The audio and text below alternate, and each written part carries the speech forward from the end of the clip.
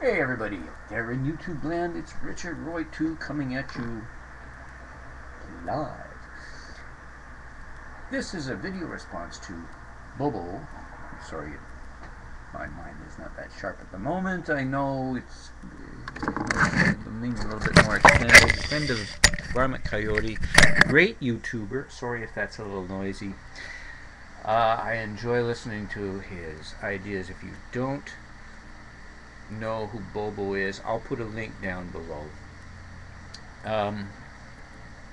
Yes, I like listening to his thinking processes, and then he brought up the topic of hell, or why I can't be a Christian, something to that effect. And he talks about the issue of his problems with being a Christian.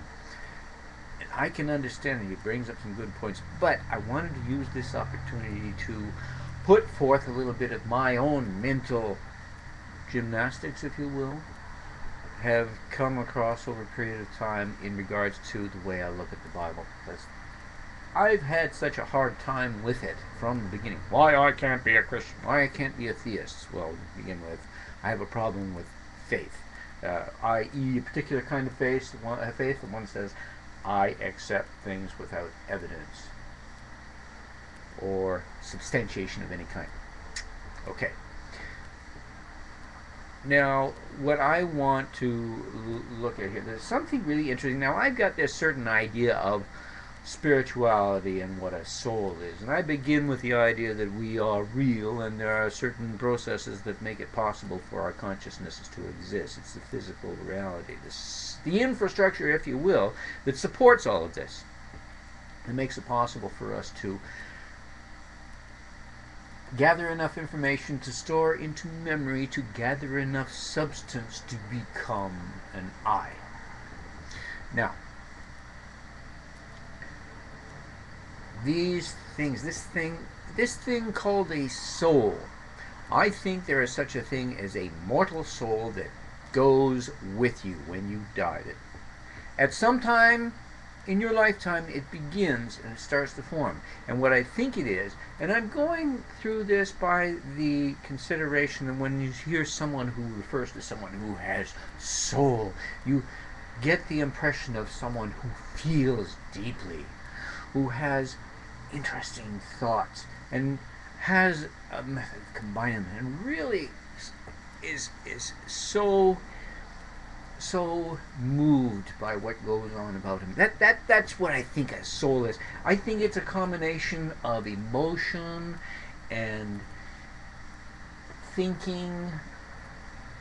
Those two together. How they combine, how you work with them in your life, determines what your soul will be like.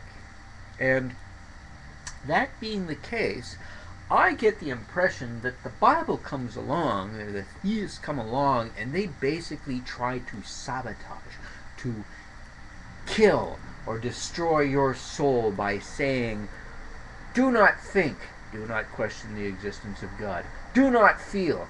Feeling certain things are bad. It's sinful to have the idea of pleasures of the flesh.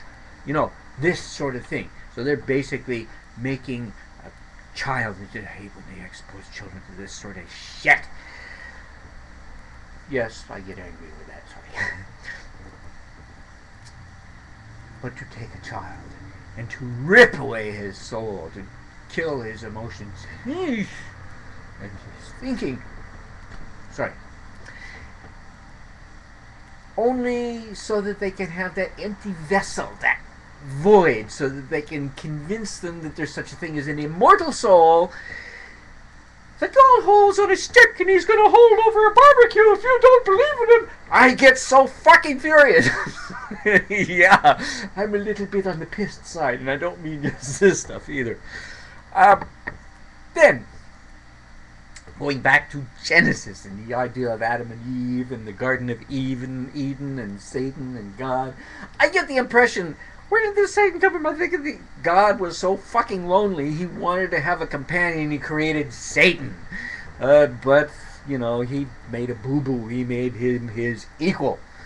And the way that God behaved, Satan went, Just back away. Don't make eye contact. Even I'm gonna go. Bye now. I see you. Take care. Good luck. Satan leaves, and God goes, oh, shit. Okay. Try again. This time, no brain. Adam. You're the person God was gay. Anyway, make Adam. Adam goes, oh, no, he. But he doesn't. Now, he doesn't know right from wrong. He can't. I mean, let's face it. What did God do? He got pissed at the idea that they would eat from the fruit of the knowledge of good and evil, right and wrong, yes or no, good, bad. You know, to make decisions. How do you do that? You have to know the difference right and wrong, right? Okay, so you got this going, and Satan sees this other guy that he creates is, oh, that's not right. That's got automatons. They're just gonna fucking do whatever you want. They're just nothing's. So what does he do? He creates the tree of the fruit of the knowledge of right and wrong, of good and evil, and he plants it in the Garden of Eden, and he goes to them and says, hey, think for yourself, you know? I mean, you want to talk about cognitive dissonance, let's look at all this sort of things. This God, this guy in the Bible, this is hey.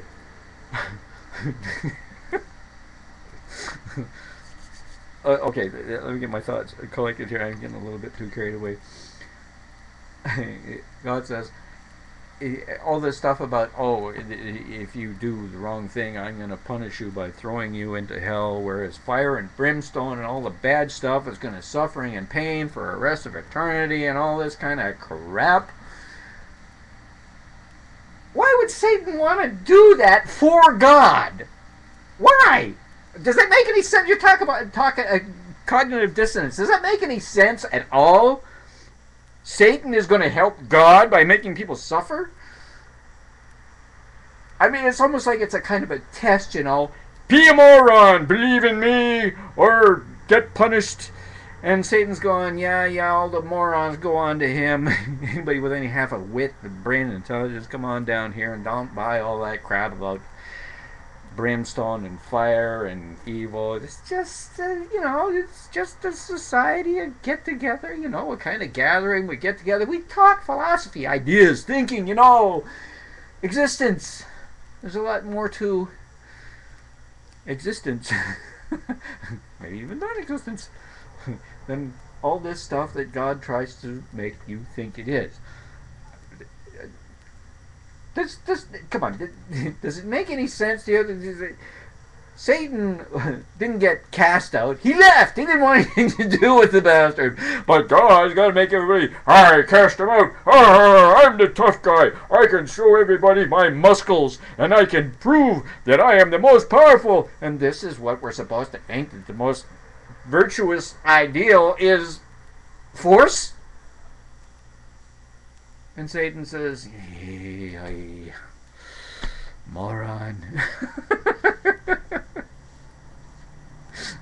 So basically, the cowards and the fools get gathered off to heaven. They're like, God is like flypaper to the idiots. Or shit, I don't know. Okay, I'm going to stop it there. Just think about it, okay? It can be fun, That's all I have for now. I'm gonna have another beer.